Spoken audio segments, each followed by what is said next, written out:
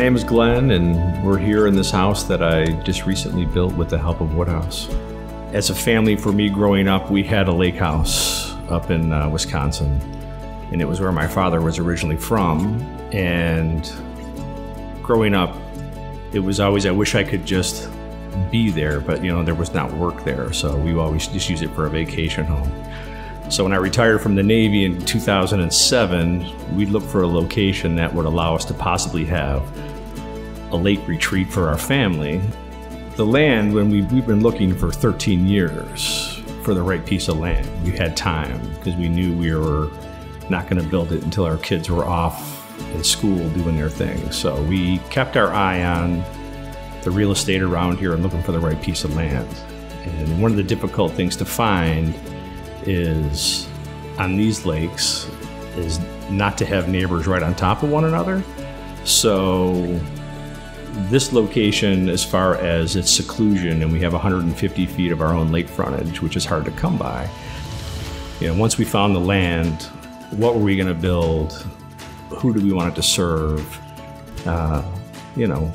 It was all part of the process. And we, as a family, traveled a lot in Europe, and we used a lot of apartments and farmhouses, and we like to travel that way and not be in hotels. And it just seems like, as a society, we are moving more toward that. And so I thought it would be financially a smart idea to build something that would be a usable house for large groups of people, multiple couples, families with kids, all that stuff I started thinking about when I tried to lay the house out for what we want the multi-purpose of this house to be.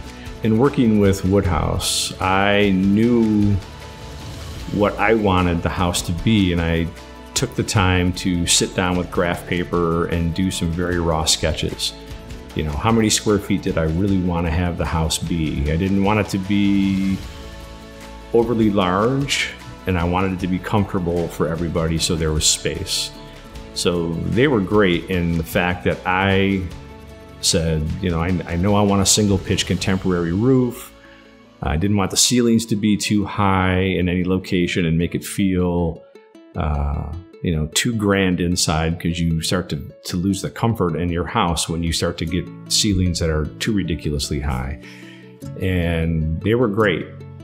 Being able to take my architecturally trained drawings and give them to them. They helped me massage the plan, floor space wise especially. They didn't really get into trying to make the house bigger or smaller, but just how to best occupy or locate, thinking about where furniture is going to go, and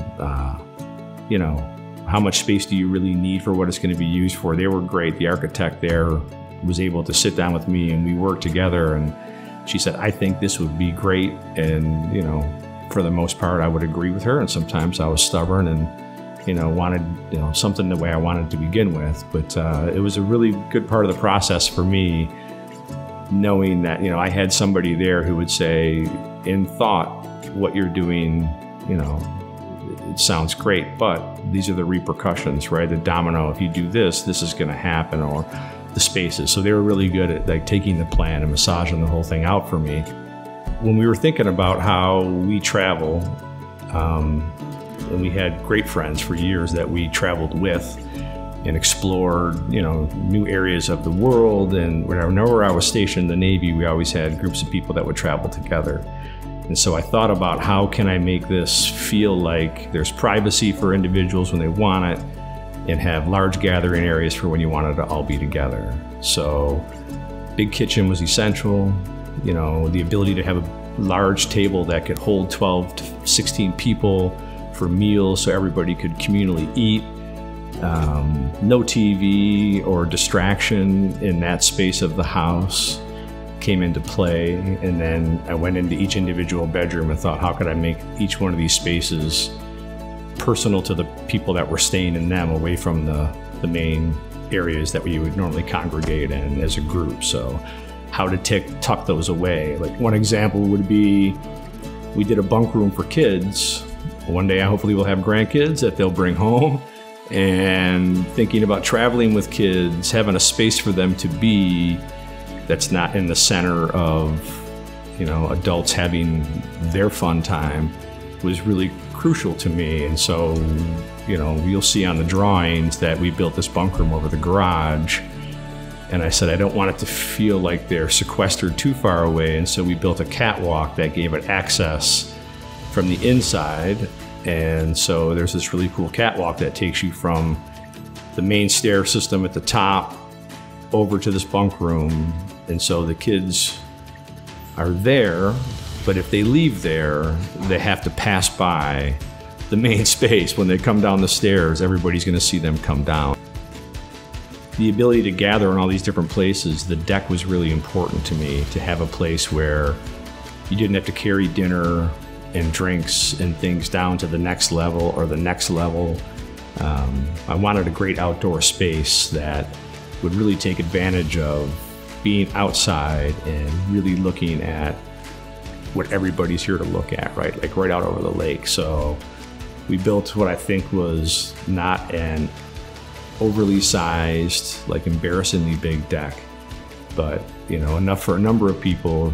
The same people that sit inside at the inside table can sit at the outside table, and the people that gather in the living space on the inside can step right out and have the same amount of space on the outside to gather and just be outside, right? Weather's lousy, you get the views inside, but the weather's nice, you want to be outside. So we thought a lot about that, and I was going to call it the flight deck. The house, jokingly, being on aircraft carriers for a good chunk of my Navy career, because it just feels like when you're on that deck and you're standing at the railing, it feels like you're on the flight bridge of an aircraft carrier looking down over the flight deck. And it was corny maybe, but it absolutely has that feel. You're able to step out and survey the entire backside of the property from the deck. It's spectacular. I'm a lover of jigsaw puzzles, and honestly, a house is like the best jigsaw puzzle ever. To have to go through with a bunch of pieces and start and put this thing together, it felt a little bit that way when I was building it. And as pieces went together, it made more sense, right? What we were doing headed in the right direction.